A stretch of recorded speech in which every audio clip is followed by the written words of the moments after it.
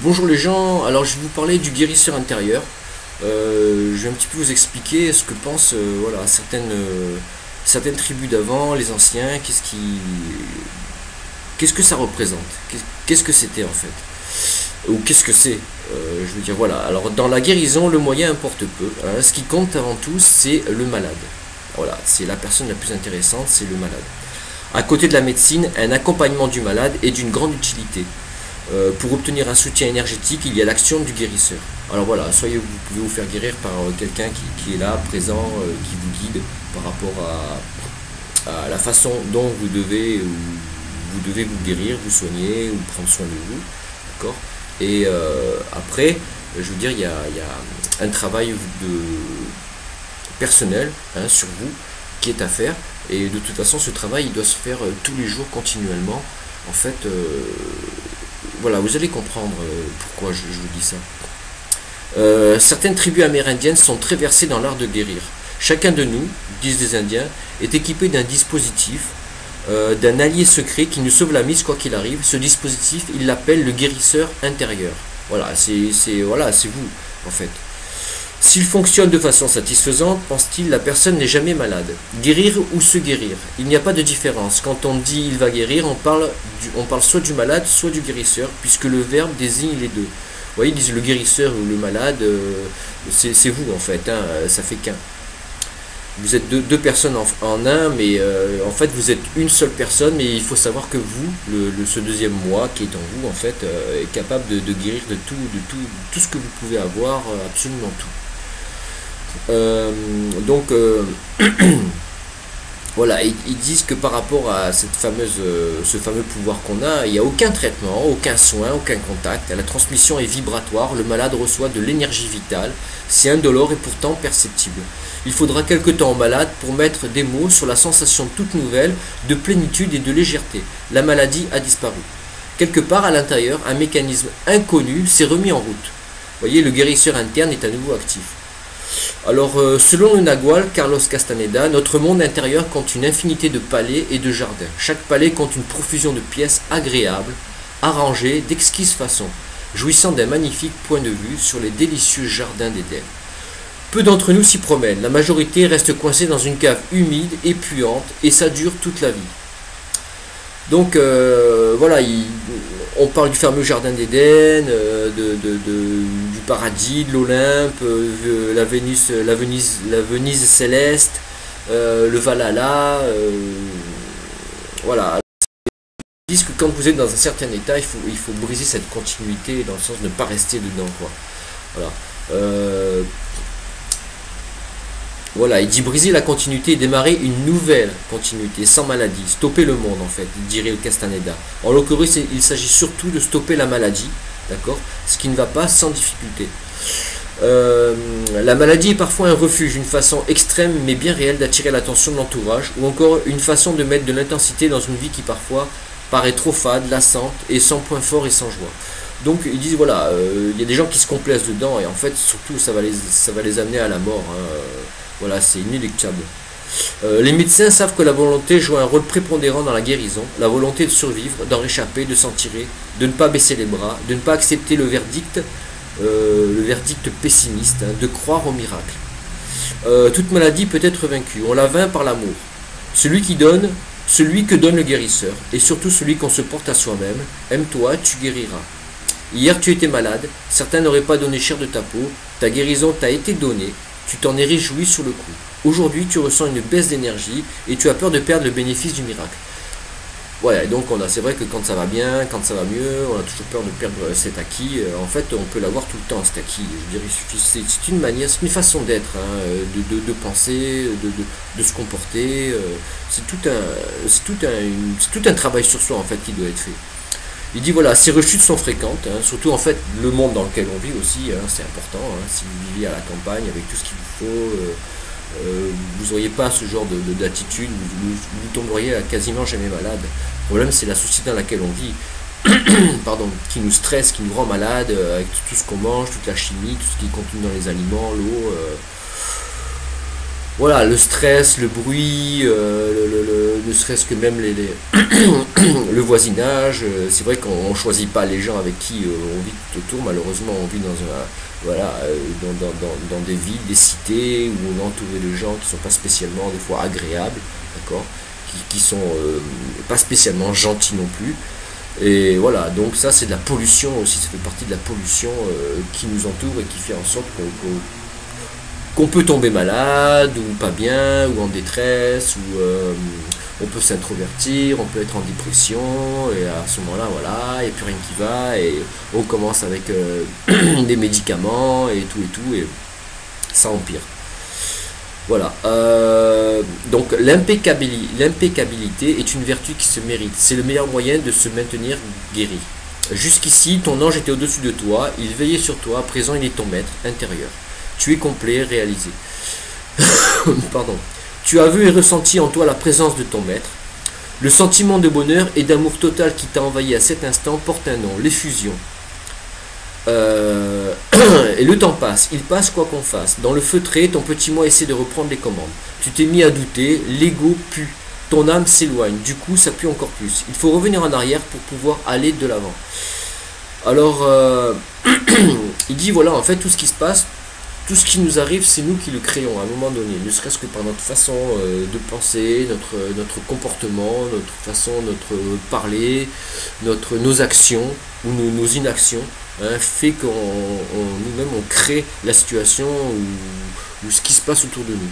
Tout, que ce soit la maladie, les bonnes choses, les mauvaises choses, les miracles, voilà, c'est nous qui sommes responsables de tout. Alors, il dit voilà, s'apitoyer sur soi, voilà bien un état d'âme dont se passe le guerrier. Dans l'action, pas de pitié pour le petit moi. Dans l'inaction, pas d'auto-justification non plus. Le guerrier n'a pas d'excuses, il a des solutions. Un mécanisme inconnu fonctionne en toi. Ce mécanisme menace ta liberté, ta santé et ta vie. Pour lui échapper, il s'agit de le comprendre. Bah, le mécanisme, c'est juste la façon d'être. Voilà, sa façon de penser, de voir les choses, de voir la vie, de se considérer soi et de considérer aussi tout ce qui nous entoure. Que ce soit les êtres humains, les animaux, la nature, tout. Alors voilà, il y a en toi une infinité de maisons claires et gaies. Parmi toutes ces chambres jolies et lumineuses, pourquoi t'évertuer à retourner dans la cave puante où tu as vécu jusqu'ici? Tu n'es pas guéri. Si tu étais guéri, tu n'aurais plus ce type de comportement. L'énergie dont je t'ai fait don t'a permis de changer de pièce, de monter d'un ou deux étages, d'y respirer un air plus vivifiant, avec une vue plus large sur la vie. Maintenant, tu connais le chemin. Il ne tient qu'à toi d'y retourner chaque fois que tu te languis d'elle. Mais tu ne sais pas comment faire. Alors, dans le langage des Naguals, tu viens d'acquérir une nouvelle position du point d'assemblage. Le point d'assemblage est un point lumineux dans notre aura. D'accord. Donc on a une aura, un champ magnétique, un champ électromagnétique qu'on peut voir qu'on peut pas voir de nos yeux. D'accord. Certaines personnes, oui, ils ont des capacités, des perceptions pour voir l'aura des gens. D'accord. Et de voir dans quelle situation, dans quel état d'être ils sont. Parce que l'aura, quand vous êtes en colère ou bien ou quoi, il y a des couleurs. Vous voyez, où vous dégagez un certain champ, une certaine couleur. Et vous pouvez avoir un champ qui est très grand, très large. Vous êtes bien, vous vous sentez bien, vous êtes heureux, plein de joie, vous êtes connecté à tout un tas de bonnes choses. Hein, et quand vous n'êtes pas bien, votre champ est restreint, petit, il a une autre couleur, peut-être plus sombre, ou je sais pas, mais voilà, on peut aujourd'hui avec des appareils modernes, d'accord, distinguer l'aura des gens et savoir dans quelles conditions, dans quel état d'esprit, dans laquelle ils sont. Voilà, à travers lequel nous assemblons le monde. Alors nous percevons tous le monde de la même façon, car nous avons tous notre point d'assemblage fixé au même endroit. Alors les guerriers du Nagual savent déplacer leur propre point d'assemblage. Alors il parle des guerriers du Nagual, ce sont des gens éveillés, d'accord, qui ont réussi à travailler au fil du temps, même au fil des siècles, de se transmettre ces connaissances. C'est-à-dire que eux, le point d'assemblage, ils peuvent le déplacer, c'est-à-dire avoir un autre point de vue du monde, d'accord.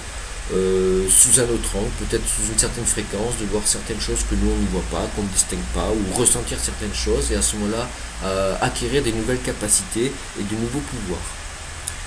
Et je vous garantis, c'est pas des bêtises, puisque il dit voilà, certains sorciers possèdent plusieurs centaines de positions du point d'assemblage, d'autres Plusieurs milliers.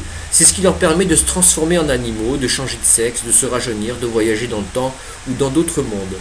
Un nagual peut déplacer son point d'assemblage dans une infinité de positions. Il possède un don supplémentaire, celui de modifier la position du point d'assemblage de ceux qui viennent à lui. C'est-à-dire qu'il y a des personnes qui sont capables de déplacer le point d'assemblage d'une personne en un autre point. C'est-à-dire de lui faire voir une autre façon de percevoir les choses, la vie, le monde, hein, de se connecter à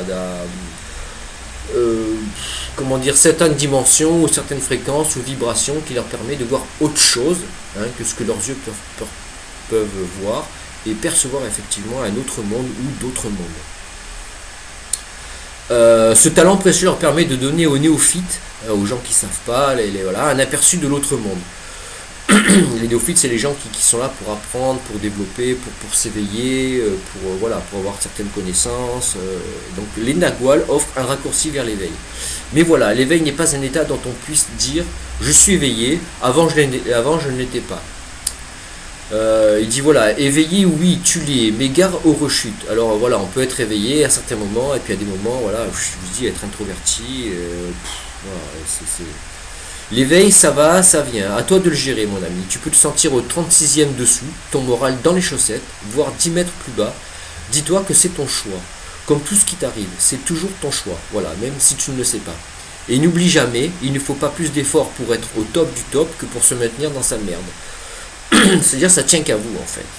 Voilà, ça tient qu'à vous. Et il faut surtout pas faire attention à ce qui est extérieur, qui peut vous mettre, qui peut vous rabaisser justement votre état. Il faut juste, c'est vous qui décidez en fait, hein, de comment vous voulez être. Voilà, si vous vous complaisez dans le mal-être, ou là pour recevoir le pauvre et tout, bah voilà, bon, ça c'est votre choix. Et vous pouvez aussi décider de vous extravertir, hein, et puis de sortir de tout ça et d'être au top, et d'être bien, d'être heureux, d'être gai, d'être en bonne santé, de faire du bien autour de vous, de comprendre comment voilà, la vie elle fonctionne, et d'être en accord et en symbiose avec justement la nature, la vie, les êtres, les éléments. C'est une question de choix et de votre choix à chaque fois, à chaque instant. Voilà, si tu te faisais confiance pour changer, à partir du moment où tu connais le chemin de l'Éden intérieur, tu peux y retourner quand tu veux. Excusez-moi. L'énergie qui te manque, tu as largement les moyens de la puiser dans ton environnement. Donc, l'énergie, vous la puisez en vous et tout autour de vous. Je vous dis, les éléments, tout ce qui est, c'est... Voilà, il faut juste le savoir, c'est tout. Mais l'énergie, elle est là, vous pouvez la capter. Vous n'avez pas besoin, si vous n'êtes pas bien, comment dire, d'aller prendre des médicaments systématiquement, ou alors vous voyez, donc l'air que tu respires, la terre que tu foules de tes pieds nus, le vent qui passe dans tes cheveux, le soleil fort qui fait vibrer les fleurs, le chant des oiseaux, le bruit de la mer, les cigales, tu peux te les projeter au cœur de la ville. C'est-à-dire que peu importe où vous êtes, hein, toutes ces vibrations, toutes ces choses qui se trouvent dans la nature, tous ces éléments, vous pouvez les avoir ici, vous. Hein, tout est contenu en nous, en fait. Il suffit juste d'être connecté avec son soi, et vous serez à ce moment-là connecté avec tout ce qui est autour. Voilà, tu peux te les projeter au cœur de la ville. Alors, au cœur de ta bulle, voilà, qui ne demande qu'à s'ouvrir au monde. Mais ces retrouvailles sont plus faciles à la campagne, effectivement, hein, quand vous êtes dans un milieu qui est propice à justement ressentir les choses, les fleurs, les plantes, les animaux, les êtres, je veux dire les pierres. C'est beaucoup plus facile, voilà, d'être en connexion avec tout ça et d'être bien.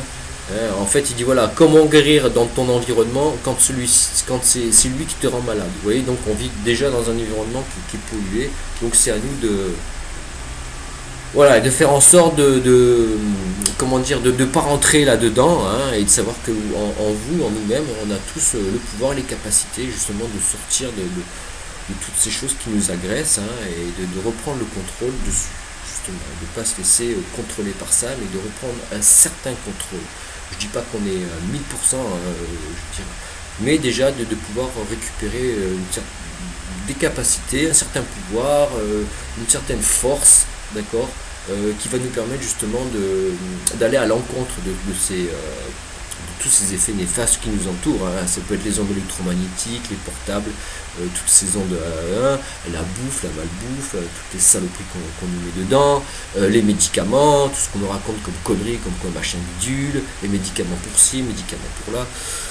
Donc vous voyez, on a la capacité, tous, hein, en tant qu'être humain, de s'auto-gérer, de s'auto-guérir, et ça dépend toujours de la façon, de ce que vous émettez, de vos pensées, de ce que vous pensez même de vous-même, de ce que vous pensez, de ce que vous... les pensées sont créatrices, dites-vous bien que quand vous émettez de mauvaises pensées, elles créent quelque chose dans l'univers. Quand vous émettez de bonnes pensées, elles agissent aussi sur l'univers qui vous entoure, sur vous-même et sur le reste du monde. Donc voilà, il faut faire attention à ce qu'on dit, ce qu'on pense et ce qu'on fait. C'est tout. Et je dirais après, à partir de là, il y a tout qui peut se débloquer et tout peut aller de mieux en mieux. Bon voilà, c'est tout. Je reviendrai sur les pouvoirs subtils sur une prochaine vidéo. Voilà. Ciao, ciao.